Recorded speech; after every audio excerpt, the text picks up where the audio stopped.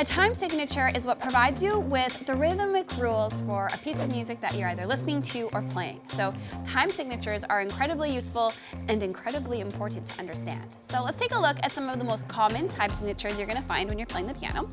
And I will explain everything that you need to know so that this makes sense, so that you have a clear understanding of rhythm when you go to play your songs. All right, let's start with the most common time signature. So this is what it looks like. We've got two numbers and then kind of a line separating them. The top number tells you how many beats you're going to have in each measure, and the bottom number tells you what beat is going to equal 1. So you can always think of that bottom note as like a fraction. So in this case, we've got the number 4 at the top, so we're going to have 4 beats in each measure, and each of those beats is going to be a quarter note. So you can have 4 quarter notes fill up a measure, or what's equal to 4 quarter notes fill up a measure. So we could do this. We could go quarter note, and then let's do a half note. That takes up 2 beats. And then let's do eighth notes. That equals 1 beat because we got 2 of them. So that would be a measure of 4/4 time looking at rhythm. You could also do in any combination, really. I'm going to do 2 half notes here. So to clap that out, you'd go 1, 2, 3, 4. Or you could go 1 and 2 and 3 and 4 and. This measure, we've got 2 half notes, so we go 1 and 2 and 3 and 4 and. So that's how 4/4 time works. Now, there's one more thing you should know about time signatures, is that the different beats have kind of accent points. So I'm going to use another marker to show this to you. So we've got a strong beat at the beginning, then we have a weak beat, and then we have a medium, and then we go to weak. So what on earth does that mean? It means that when you're listening to 4/4 time or you're playing in it, the first note in a measure is going to have sort of like an accent. 1, 2, 3, 4. It's just something to keep in mind. It helps you to get a feel for the flow of things. Kind of almost feels a little bit marchy to me. So that's 4/4 time. Let's take a look at another important time signature for piano players, and that is 3/4 time. So same rules as before. The top number tells us how many beats, and the bottom number tells us what beat equals 1. So quarter note equals 1, and we can have 3 of them. So in this first measure, I could do 3 quarter notes. And in the second measure, I could do 2 eighth notes on this beat here, and we'll do a half note here to take up the rest. So that's going to count like this. 1 and 2 and 3 and 1 and 2 and 3 and. Now we also have accented beats a little differently in 3/4 time.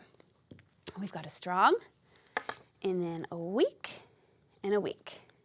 Strong, weak, weak. So that gives it like a waltz feel. It feels like a dance. So we go strong, weak, weak, strong, weak, weak. So you can think of a waltz when you see 3/4. So another time signature you might see as a piano player is 2/4.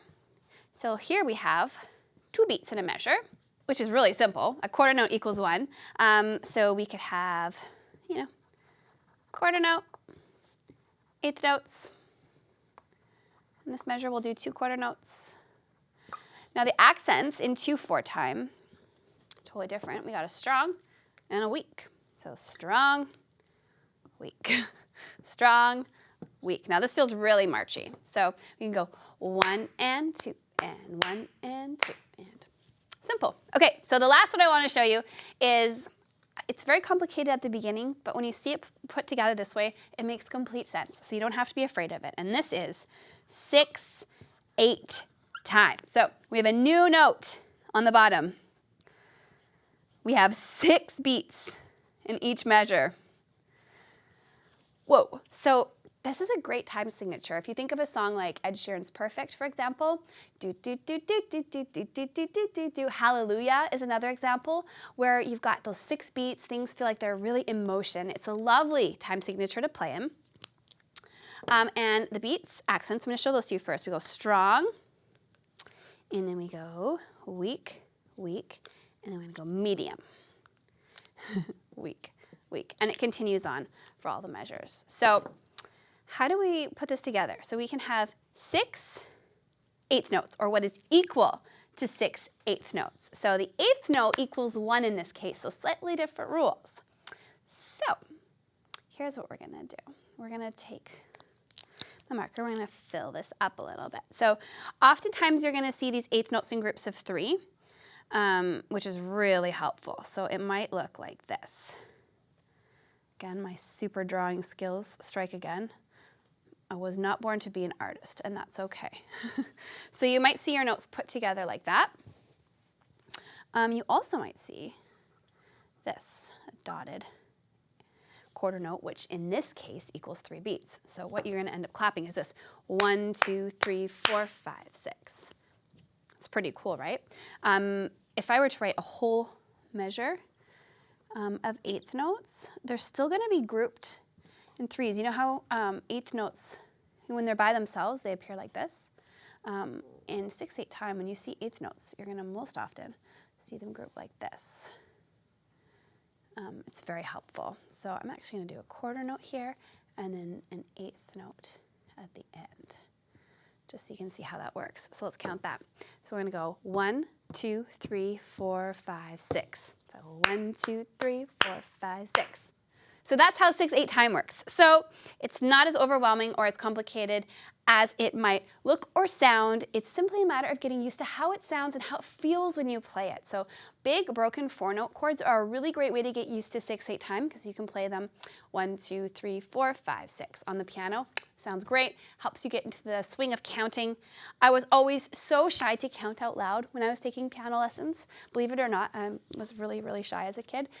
So it was humiliating for me to count out loud, but oh my goodness, I'm so thankful that I did. It really helps to cement these sort of concepts and help you to get a feel for the rhythm in different time signatures. So I hope you found this helpful. Comment below and tell me what your favorite time signature is to play in. There are more complicated time signatures. We'll save those for another lesson. But for now, have fun with these and we'll see you around.